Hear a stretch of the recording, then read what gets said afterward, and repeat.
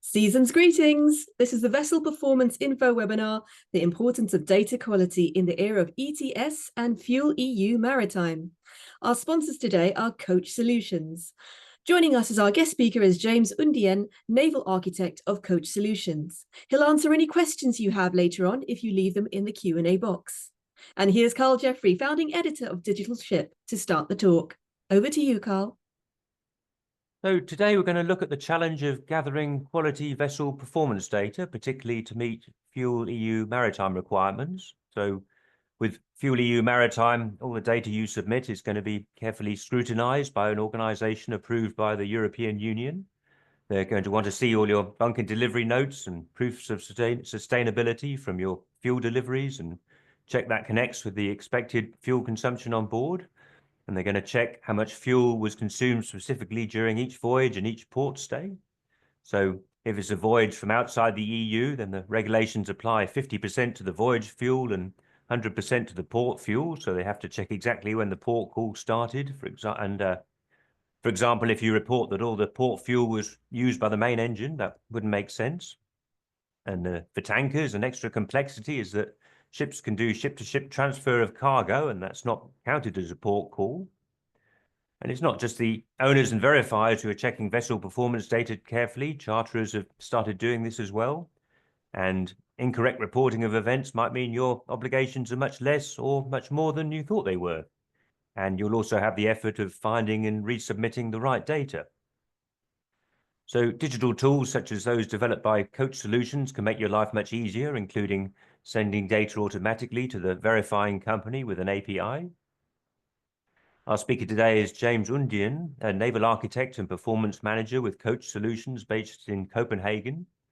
He's been working in naval architecture, project management and performance optimization for 13 years, including at Cocumation, DNV and Basso technology.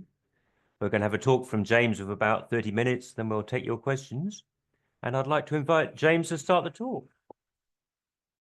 Hi, Carl. Thank you very much for the introduction. I'll just start the presentation here.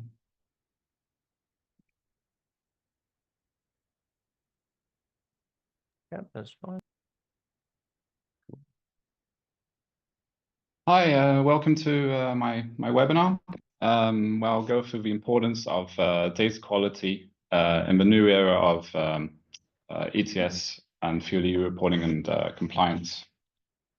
Just to start off, I want to quickly introduce what we do at Coach Solutions.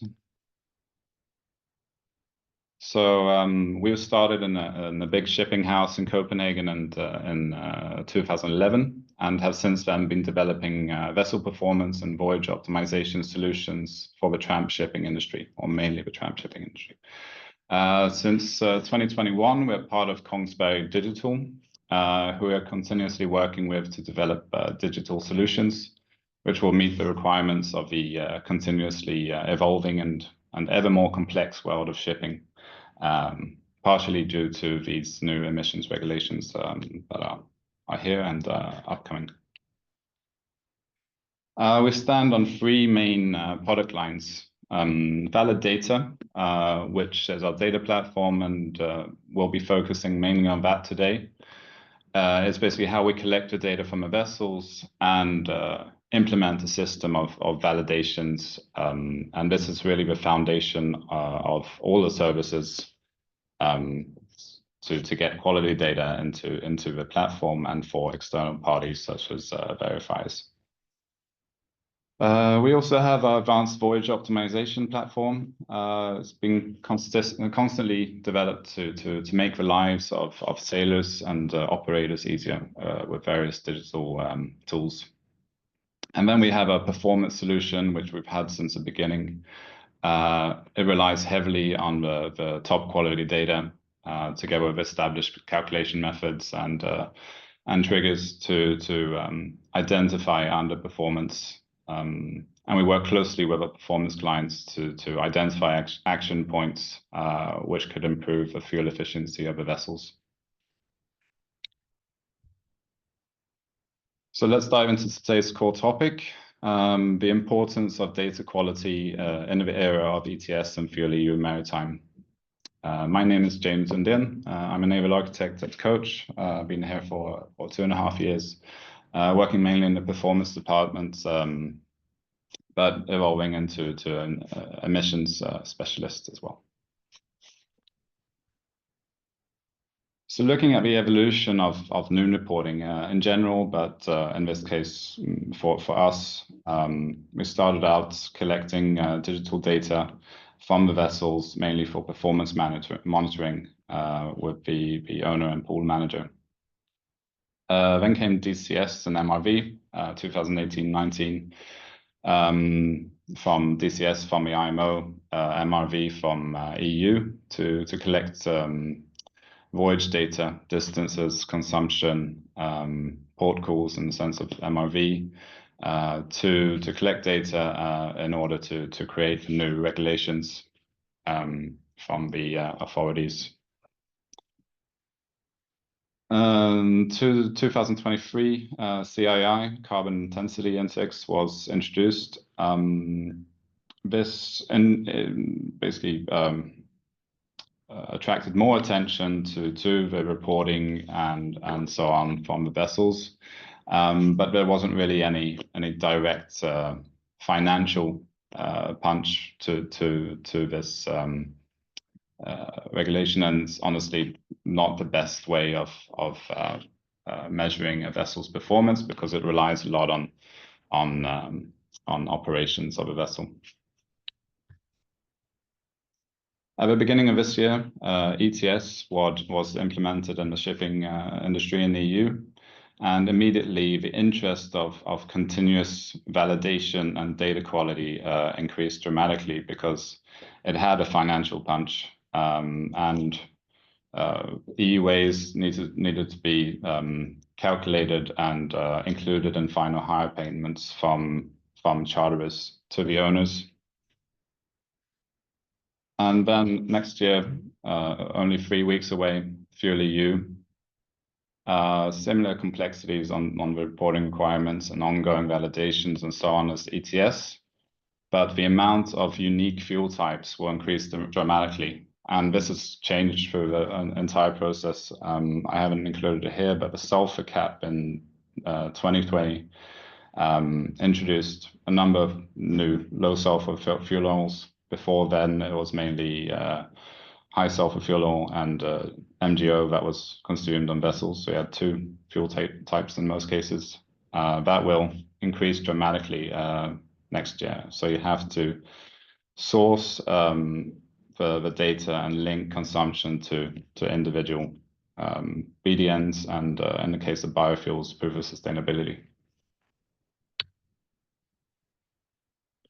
So I'm sure that most of you are already aware of the ETS and FuelEU regulations by now, but I just want to quickly present the implications of these 2 separate but very related regulations and connect them to the complexities of reporting.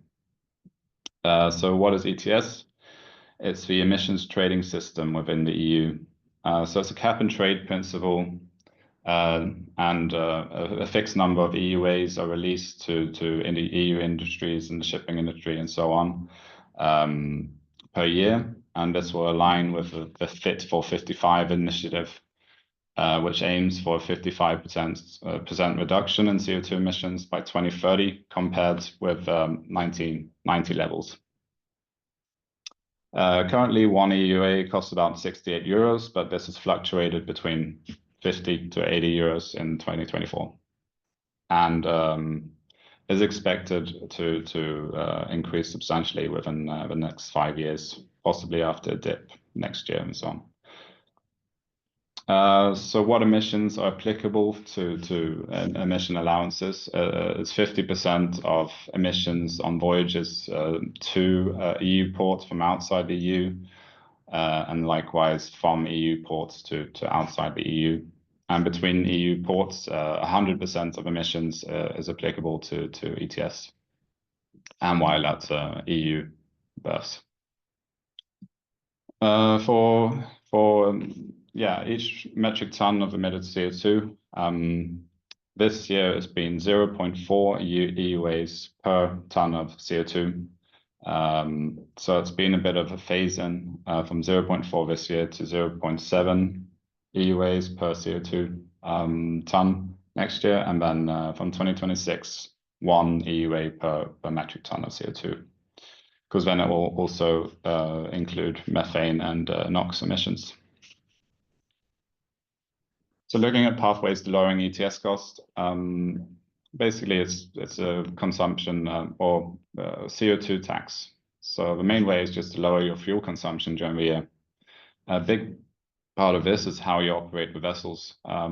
Sail fast and wait is a practice performed by most vessels on a global scale today. And the Blue Visby consortium, which made a huge study of estimated about 20% of shipping's carbon footprint is due to this practice of sail fast and wait.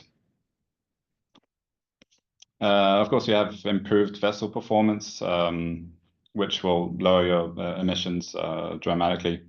For example, top shelf coating systems, which will reduce your emissions over a 5-year docking cycle, energy saving devices, wind assistance, and so on. There's a large range of options to improve your fuel efficiency. There's a lesser effect of replacing fossil fuels with low carbon and renewable fuels. So that is why FuelEU Maritime was introduced. So this is designed to promote a consistent use of renewable and low carbon fuels for maritime transport. And it looks at a well-to-wake perspective on the greenhouse gas intensity of the fuels. So CO2 equivalent per megajoule. It has determined reduction limits, so it's also kind of a phase-in to align with the emission reduction goals from the EU. It starts out with 2% reduction on an annual basis next year until 2030, and then 6, 15, and so on. The penalty is 2,400 euros per ton of VLSFO equivalent of under compliance. And this is really established to make it not worthwhile to pay to play. So penalties should be the worst option, really, from a financial standpoint. Because it's very difficult to hit exactly a 2% or the limits of intensity reduction per year, you are allowed to pool your vessels. So if you have a vessel purely running on biofuels during the year, it can be pooled with a significant amount of vessels which are just sailing on with fossil fuels. It's also permitted to bank over compliance if you want to, for example, bunker biofuels and sail on that 1 year.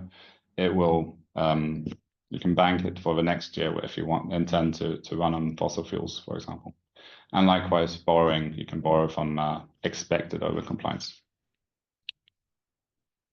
So pathways to lowering FuelEU penalties is the main benefit is to replace fossil fuels with low well-to-wake emission fuels.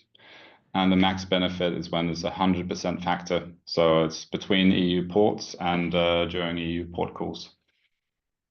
And due to the fact that it's a CO2 equivalent per energy unit or megajoule, the cost-benefit analysis should be done basis both the CO2 reduction that the consumption of a fuel type will cause and the fuel's energy content. So you want a low CO2 emission factor and a high energy content to have a biggest factor on your total greenhouse gas intensity. Wind assistance or wind assistance propulsion systems, this will give you up to a 5% reduction in your vessel's greenhouse gas intensity. And there's also an option to achieve compliance. And of course, pooled compliance. If you're not compliant, you can find vessels to pool your ships with to achieve a total greenhouse gas intensity below the limits. Just a point here that it has to go through the same verifier verifying the pool's greenhouse gas intensity.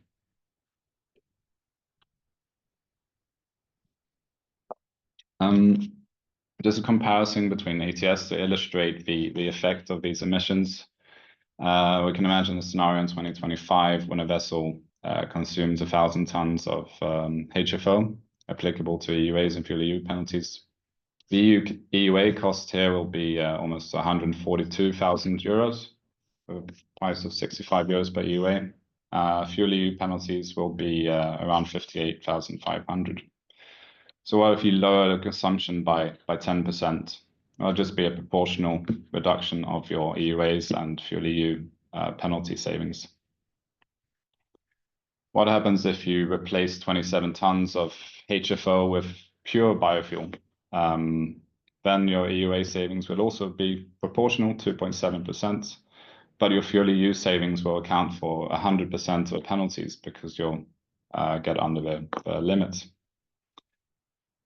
So this explains really the purpose of FuelEU. It's designed to create a demand for clean fuels, which will contribute to the total emission reduction goals in the EU. So I'll just point out that the difficult part about FuelEU is not calculating compliance balance and penalties. It's quite a simple calculation if you have your voyages, port calls, and consumption and fuel types. What is difficult is choosing the best strategy towards compliance for your unique fleet. And without quality data from the vessels and insights, this becomes far more difficult. So looking at the reporting requirements in general for ETS and FuelEU, it's vital to capture the data of what was consumed and when was it consumed. So capturing all sequences and voyages and port calls, which is important for the verifiers to validate the emissions from or consumption from main engine and other machinery on board the ship. So whether it's sailing or anchoring or drifting or canal passage or port calls, you need to capture the exact timing of those events and collect the data for each step in the sequence. For port calls, we're looking at all fast to last lines, so when the vessel is at port, and that we validate that actually cargo operations have been performed.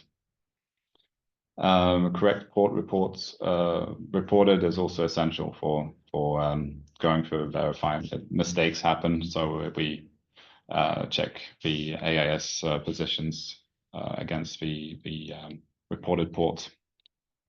And what the vessel is doing when it's at port. Is it at berth or anchored or engaged in ship-to-ship operations, for example?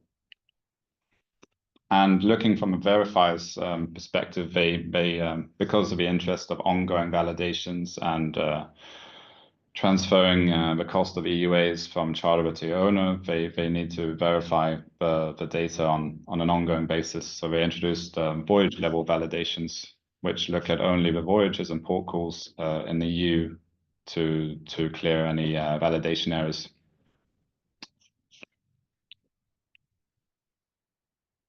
Additional requirements for FuelEU.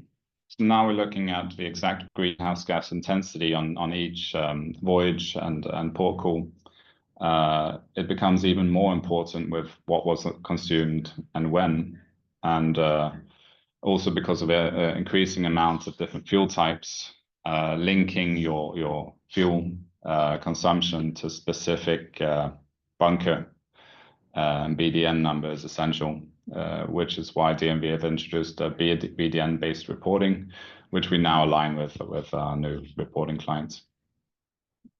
Essentially, it's much more important also for biofuels and e-fuels, because they will be delivered with proof of sustainability, which specifies their unique calorific value and greenhouse gas intensity. It's also essential that You can do retroactive data modifications. The fact that proof of sustainability can be delivered up to 3 to 4 weeks after bunkering because it has to go through the verification process, verifying that the data for the biofuel and emission factor is correct. So that means that you get all the final data far after, long after you've actually possibly reported consumption of that fuel type. So it's important that you can go into old bunkering events and enter the required data and a unique number for this proof of sustainability document. And when this is updated, it needs to be reflected in all the data that's been reported after the bunkering event. The BIMCO FuelEU clause was released last week. What does this mean for reporting and the relationship between owners and charterers? Well, charterers shall be made aware of the FuelEU compliance on a monthly or per voyage basis, depending on the charter party. Penalties, they shall be included in the final hire payment. So if the charterer sails with fossil fuels on EU voyages, the penalties which the owner will be liable for need to be included in the hire payment. On the other side, if the charterer decides to bunker biofuels and achieve compliance and possibly surplus, this should be compensated by the owner to the charterer if it's agreed in the charter party. And for long-term charterers, long-term charter vessels, the charterer can instruct the owner or DSC holder to pool the vessels according to their instructions or requirements.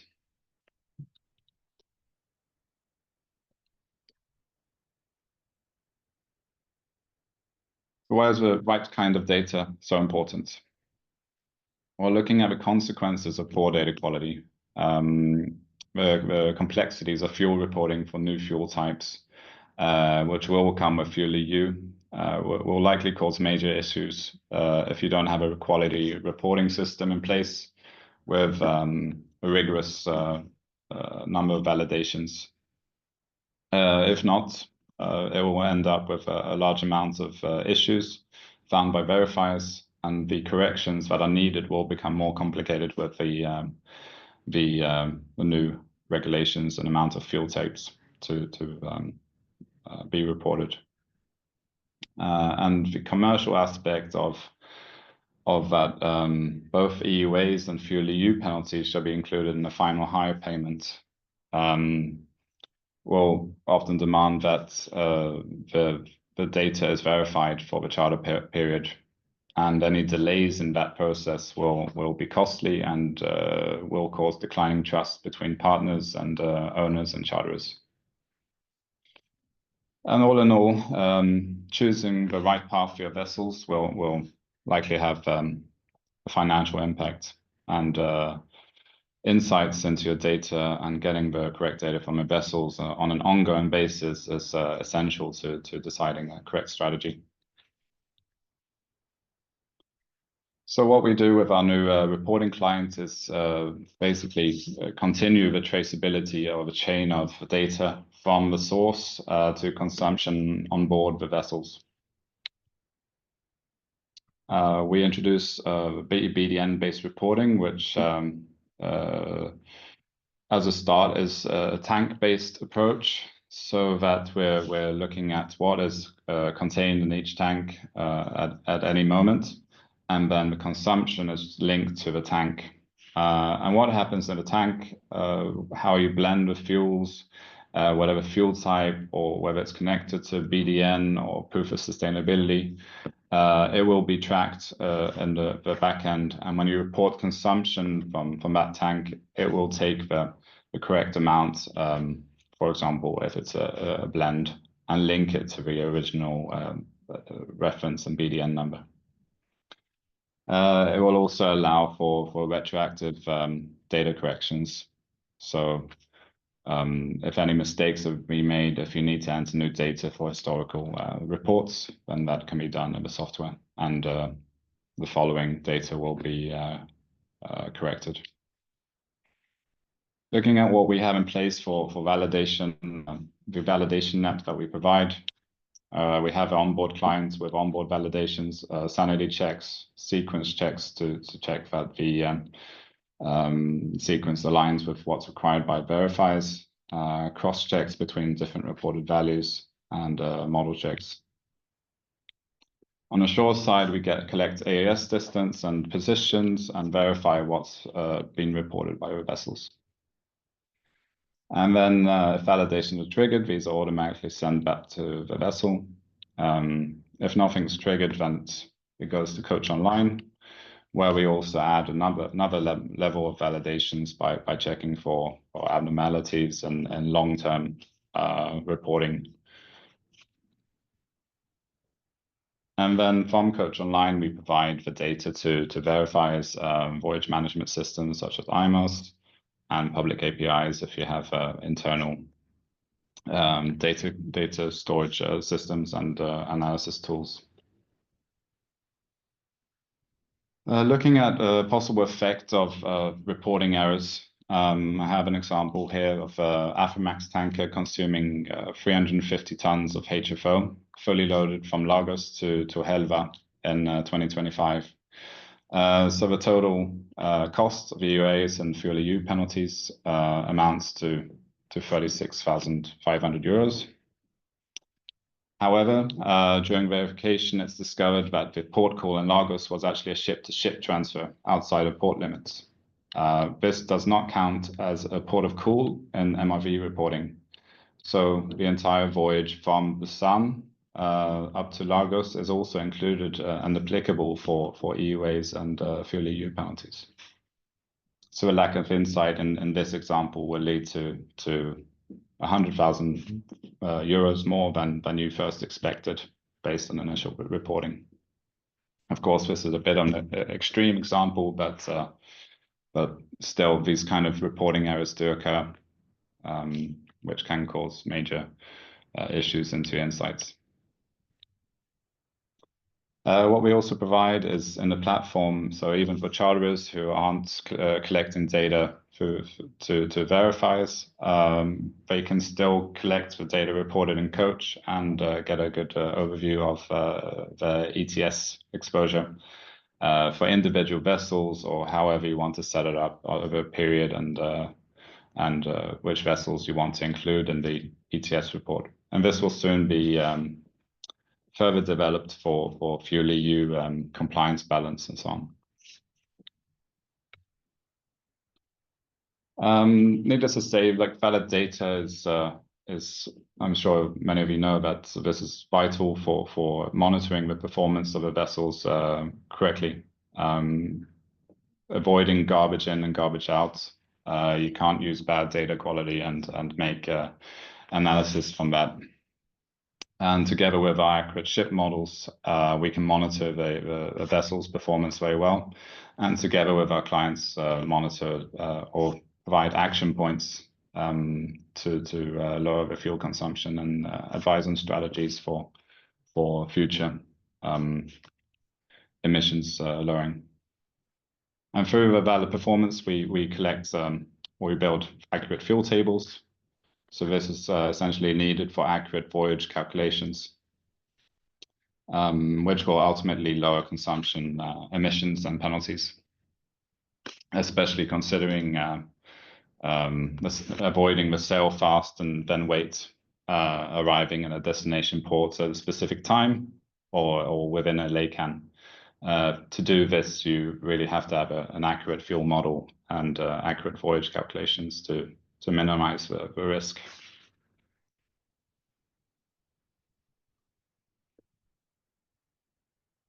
So to summarize, the benefits of good data quality. Firstly, it provides a safety net for your vessel crews. Until we have reached a future where data collection can be mostly or fully automized, we need to rely on manual inputs, which poses the risk of human error.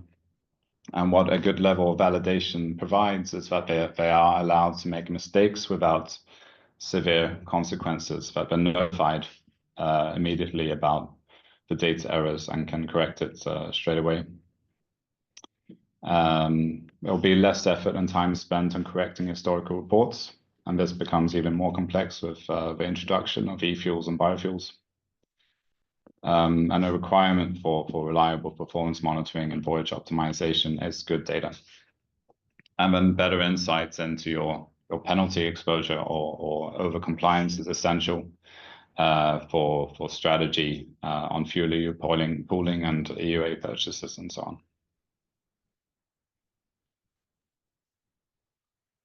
All right, that's it. Thank you.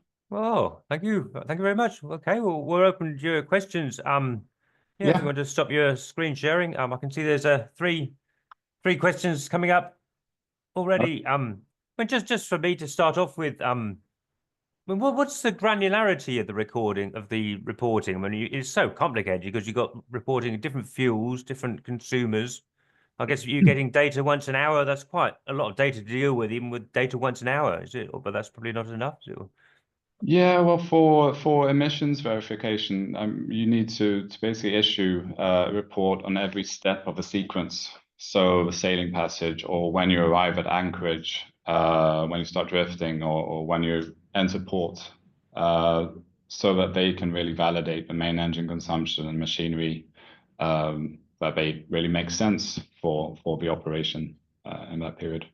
So that's for verification. And what they do on board, if it's, flow meters or sensors, that it still needs to be gathered into a noon report format. Yeah, I mean, consumption is not just a one number, is it? I mean, it must be consumption at this time or consumption over this period, or because you've got to map it out to different things. And yeah, exactly. Well, very good. So we've got three questions, a bit very broad here, but I guess we'll see where we go. So we're starting with Alexander St. James, from a maritime risk consultant with PSIDN. So what's the biggest challenges with accurate data collection and collation and reporting? I suppose that's the biggest challenges that data is wrong and found out there's wrong in the verification stage, I suppose. Is that the Exactly. I mean, you might have ongoing validation and data, then it's not really such a big consequence. The verify will find it soon after. But if you have a delayed verification end of year, you might be basing your decisions on incorrect, unvalidated, unverified data, which can have consequences, which I showed during presentation. Yeah, well, it's enormously complicated, isn't it? With so Peyman Gaforian Masodzadeh, he's a researcher at World Maritime University in Malmo. So we've got about 4 different questions. Maybe I don't know if you got time to answer them all, but your idea about reliability of the reported data, your possibility of unreported or underreported bunker delivery notes, your idea of having a voyage-based data collection instead of a yearly report, and can the voyage data be part of a single window environment framework? I think that's reporting to a port. I don't know where you want to start with those. Is it, can you repeat the first question, maybe? So, well, the idea about reliability of reported data, that's the same as the last question, but I suppose the can voyage data be part, I don't know, a single window environment framework? That's when you put all the data into a port authority, isn't it? I think so. Something a bit different, isn't it? Exactly. What's your idea about reliability of reported data? I mean, essentially, if you don't have good quality data, it's a guessing game. You need consumption and distance and everything you need for emissions calculation, so on. Unreported, underreported BDN. I guess that means that you don't receive the correct bunker amount. I think. I mean, bunker delivery note should be accurate, shouldn't it? Yeah, exactly. I mean, that's for the vessel to check the ROBs, right? I did show briefly that in the new software, if you do notice an ROB difference, for example, you find 50 tons of fuel in your tank that you didn't expect. This will be retroactively correct the data before that to make sure the consumption and ROBs align. Because the verifiers, they actually check that the consumption versus ROB and bunkers is within a 5% deviation. Otherwise, you won't get your statement for that. So we align with the DNV recommendations on historical corrections. Well, we've got 9 questions now. Perhaps if the audience, if you want to upvote the questions you like the most, because we might not have time to answer them all. Then if we sort the questions by the most upvotes on the top right, then we can see. So the most upvotes is Florian Enderkirk. Oh, crikey, how do you deal with these? Is it a first in, first out principle? Crew needs to track at all times. Fuel remaining on board might include these. I think that's. I think that linked to his question. I see you're using tank-based reporting, but there's no mention of settling tanks, service tanks.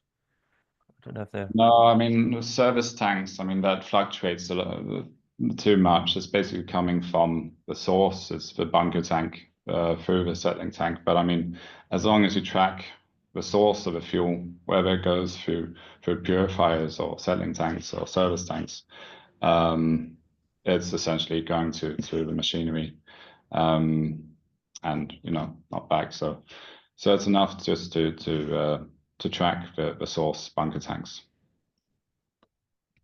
In our view. Well, so Florian is a fleet performance manager with a CLDN RoRo in Antwerp. I just looked up on LinkedIn. RoRo, yeah.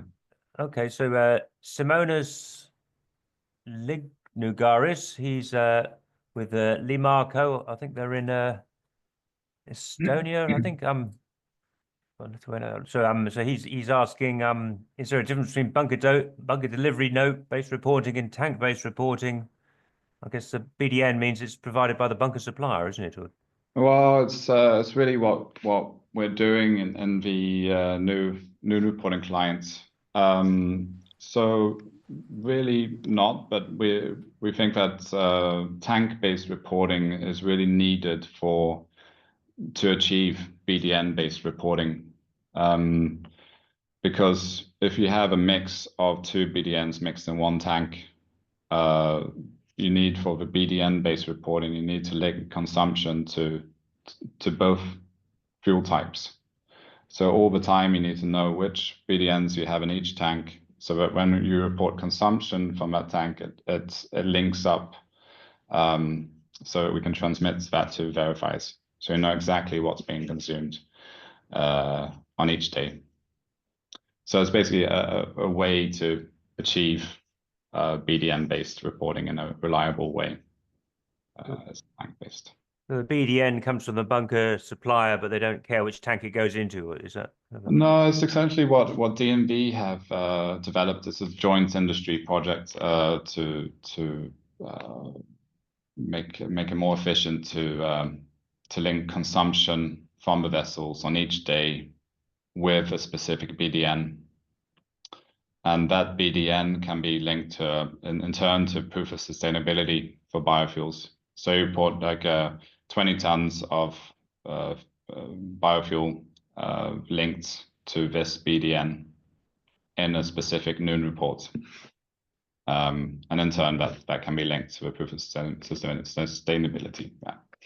Oh, very good. So Timothy Belarusov, he's chief data analyst with Ocean Lee based in Armenia. He's asking, why do you employ a tank-based approach for bunker consumption accounting instead of a parcel-based approach when you account parcels based on LIFO? I don't know what that is. Last in, first out method, is it? As for inventories and standard accounting, is this where to start with that one? I'll just try to find it. Okay, Timothy Belarusov. Okay, it's parcel page.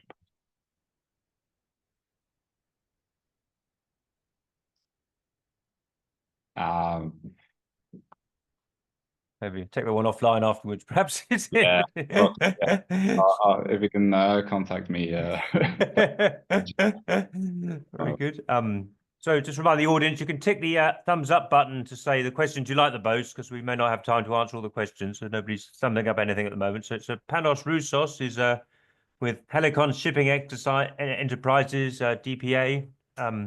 Yes. Will Coach implement a validation point for correct recording of the fuel type in the software? So is that the software going to tell you you've done it right or wrong? Well, essentially, for full validation, you would need to verify against the bunker delivery note, stating which fuel type it is. We have introduced a validation point for VLSFO, so that you enter the viscosity and the fuel grade, and it checks that you have entered, HFO or LFO, which actually have different emission factors. So that's essentially the only thing we can do in the software. I mean, we hope in future that we can link up with bunker suppliers, verifying, that all the data specified in the BDN can be linked and verified against the data that we have, which have been reported by vessels. But I'm sure many of you know that the BDNs don't have a standard format. They can look entirely different between different suppliers. And but we hope it will be digitalized more and more, so we can add more validations to it. Yeah, another digital complexity of automatically reading bunker delivery notes, I think. Yes, definitely, and they all look different. No standard format. So Shubhra Singh is with Dan Lek in India. Is it just bunker delivery note based reporting, or does Coach have a bunker management system? What is the sort of limitation or challenges? There's other ways. I mean, you're getting data from lots of places as well as bunker delivery notes, I think, aren't you? Yeah, no, we don't have a real. I mean, we essentially we just need to track what was consumed and when, and for the performance calculations also to track what energy you're putting into the main engine versus what you're to calculate what you're getting out from the main engine. So no essential detailed analysis of the bunkers. We don't have that. Okay, so next, Johan Carlson is analytics specialist with Wallenius Wilhelmsen in Norway. How much of the data is available through APIs, port and voyage consumption and consumption curves? All of those, yeah. So, I mean, it should be requested by a customer, of course, and then we provide an API key. But we have all the noon report data, consumption, EUAs, actually the speed power curves, but that's just been introduced, yeah. That we can provide. So basically all the data on the vessel. Very good. So Mats Bjorkendal, he's a senior advisor with the Finnish Ship Owners Association. On report, he's asking about reporting consumption of renewable fuel on a first in and first out principle. That's how to allocate the amount of energy this renewable fuel represents on a voyage per voyage basis. So how do you connect if they've got different fuels, which fuel connects to which voyage, or does a ship owner choose, I suppose?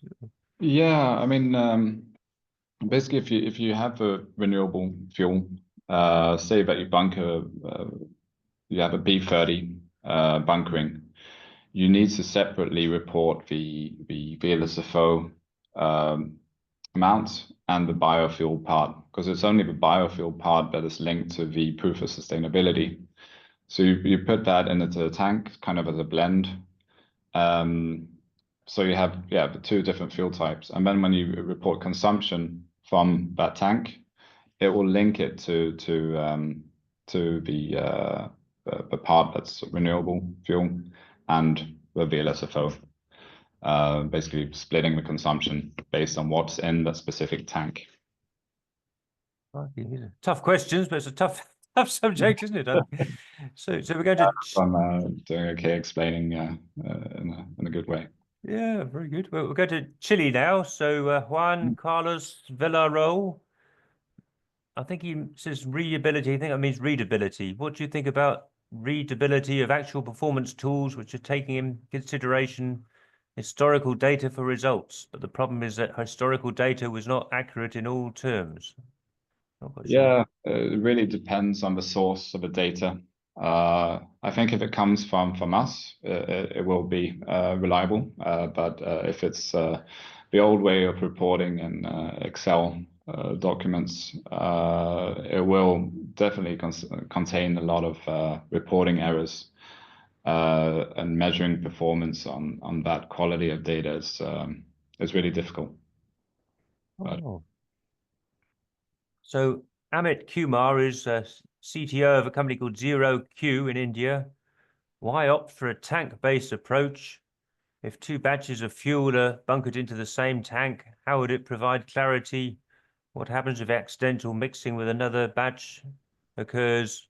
I guess you have to tank is the only way you know what the consumption is. That's why you need a tank-based approach, is it? Exactly. So we do allow for mixing of fuels, essentially as much mixing as you want, but that won't happen, of course, in practice. There are limitations of how you can blend fuels. But whether if you report that, then it will be correctly reflected in the data and the which is transmitted to the over the DMV format. Wow, we've got let's look at an easier question now. So Munjiti Mohan Rao is a Deputy Chief Environmental Manager, HSEQ and Marine Operations at MYK Ship Management in Singapore. What kind of service do you provide? Is it data management and voyage optimization? I guess that's I think I know the answer to that one. Yeah, back to the first slide. So yeah, the foundation is the good data quality from the vessels, and then we also have vessel performance monitoring and voyage optimization at Coach. But you can go into our homepage and contact us if you have any questions. Well, okay. So now we're getting back to mixing different bunkers into one tank. So Mahmoud Ibrahim Fadlala is a LNG Marine Operations Manager with ENI Congo. Is it recommended to mix bunker delivery notes in one tank? What is the accepted max ratio? I don't know if bunkers is your area. Maybe this Not really. pass No. this on to one of your colleagues to. We don't really. I would check with your bunker department if you have one or bunker experts. But yeah, blending. What I know is that blending fuels should not be done, however you want. It needs to be laboratory tested first, because you don't want to put bad fuel into your main engine, causing damage. Won't be popular with the technical managers. Oh, very good. So Mats Bjorkendal from the Finnish Shipowners Association. So if you get the proof of sustainability of renewable fuel 30 days after it was delivered, then do you go back and correct the voyage report you made earlier? Yeah, that's I showed that during the presentation that we do account for this, and it is true. It can be 3 to 4 weeks after what I've heard, but maybe more. You can go to the bunkering events. So when you bunkered the renewable fuel, update that, all the parameters, the E value and the LCV, and all the data following that will be updated accordingly. So it's a pretty simple operation to just go back to a bunkering event, enter the values, and everything else will be corrected. Oh, very good. Well, that's the end of the questions. There's a couple of people thanking you for a very interesting presentation. Yeah. 10 minutes. Yeah, they go. Yeah. Well, we've got 10 minutes more, but we can finish early. You look extremely tired. Okay. But maybe it's always difficult. Always difficult. Working hard on this presentation, so I'm happy you liked it, and thank you very much for your questions and for hosting this call. Yeah. So is there anything you'd like to leave people with? So if people want to help with their accuracy of their FuelEU maritime data, they should contact you, and use software can make it a lot easier. And, Exactly. Get in touch. I mean, part of Coach is not only the software, but the services we provide, and I'm happy to share my knowledge and everybody here about the regulations and what we know about how to comply and lower your costs. Yeah, that's great. And we'll send the questions to you if you or any of your colleagues want to get into these bunker challenges.